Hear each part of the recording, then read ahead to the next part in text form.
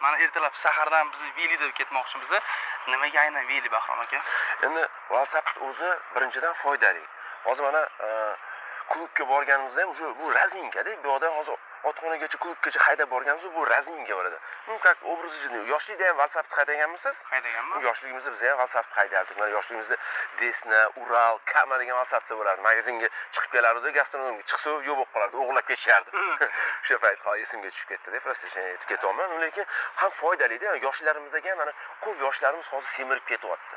Olib WhatsAppda kerak bo'lsa, o'qishiga WhatsAppda borsin, ishiga WhatsAppda borsin. Zo'r-ku rivojlangan davlatlarda, misol uchun ministerstvada ishlaydigan odamlar kasb galstugida ham WhatsAppda yuradi. Mana Londonda ko'rganmisizlar, ko'p rivojlangan davlatda, Yevropa mamlakatlarida WhatsAppda borishadi. Birinchidan udobniy. Mana bizda ham hozir O'zbekistonda yo'llarimiz tekis, ravon, bemalol WhatsApplarga отдельный liniya qilib qo'yishgan.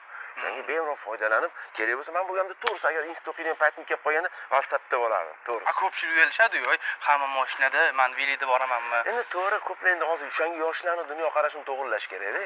Hozir bugungi kun ko'p yoshlarimiz semirib ketyapti, sport bilan shug'ullanmayapti, sport bilan shug'ullanish kerak. Hatto WhatsAppda borib kelsa ham bu ham katta sport hisoblanadi. Eng qizig'i ko'ryapman, BM